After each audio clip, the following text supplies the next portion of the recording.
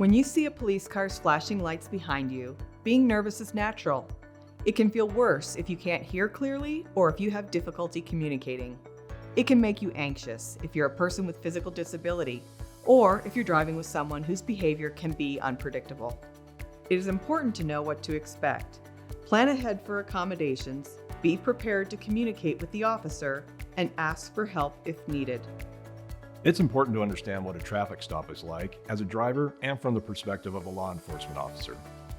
A traffic stop is considered a dangerous part of our job because it's the unknown. As an officer, when you walk up to a vehicle, you don't know what's in the vehicle. What could happen during that traffic stop? It's the dangerous time, not knowing what's going to happen. Hey, sir. Hey, I'm Sergeant Kessler. I'm with Colorado State Patrol. Hey, the reason I stopped you today is because you didn't make a complete stop back there at the stop sign. Did you realize that? No, I did not, sir.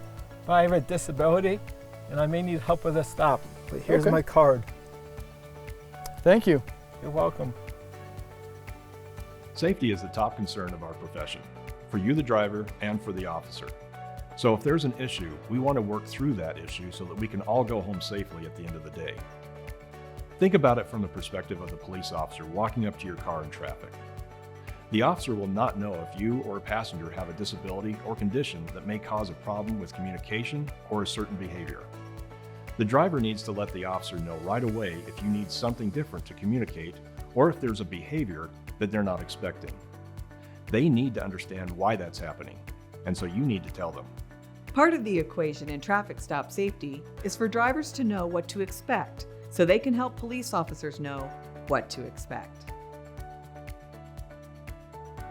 If a driver is going to be pulled over, remain calm.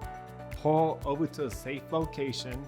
First, activate your turn signal and pull off the highway or to the right side of the roadway as soon as it's safe to do so. If you don't feel that it's a safe place to pull over, put on your flashers or emergency lights.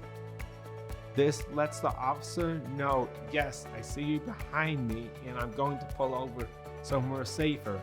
Once you are stopped, put the vehicle in park, turn off the engine and the radio or anything else making noise inside the vehicle.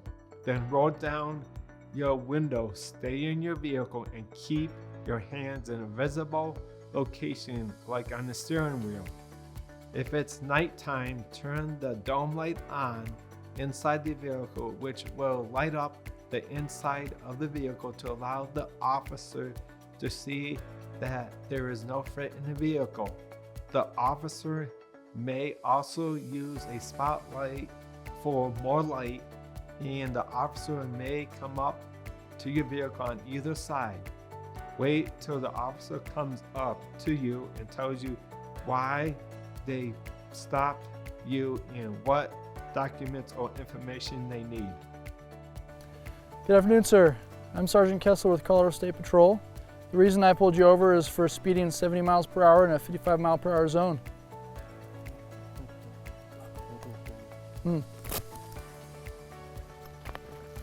If you are deaf or cannot use verbal communication, officers may write down the reason for the stop.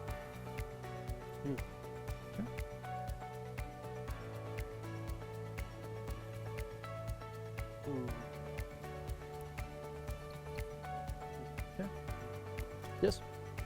In the same place you store your registration, you may also want to have a card to tell the officer about your condition and what challenges in communication or movement you may have. It's very beneficial to both you and the officer. It's very nice to present a card with that information with your license and registration. So knowing what to expect during a traffic stop can help you plan ahead, and you'll be calmer in the circumstance, which is critical for your safety and the officer's safety.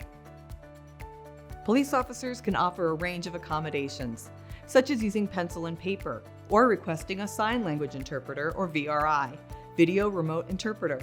The driver might ask an officer to speak slowly, repeat instructions, and use simpler words. It's okay to ask for a chance to calm down people in your car, especially if the behavior could be disruptive or concerning to the officer. We're trying to work together to de-escalate and make everybody safe and calm, so we can determine the best course of action for the individual. Police officers are trained to handle a broad range of circumstances, but sometimes the situation calls for specially trained officers. As a parent or driver, you understand the condition you're under and the pressure you're under. If you feel that there comes a point in time when you are feeling overwhelmed, you may request additional help through the officer, such as an officer trained in crisis intervention. The driver of a car isn't the only person who can feel extra help is needed. The officer will also be trying to de-escalate the situation. But if he or she feels it's overwhelming for them as well, the officer may call dispatch to have someone come out to assist. Nobody looks forward to a traffic stop. They're stressful under any circumstances. So planning ahead is critical, and it really helps a lot. Following these procedures will help make a traffic stop a safer experience for everyone. Visit Pulseline Collaborative Training's website for more tips on traffic stops and other public safety concerns for people with disabilities. Get fact sheets, disability identification cards, and more videos like this one. And we encourage you to reach out to your local police or sheriff's department to ask questions and share information about yourself and family members with disabilities.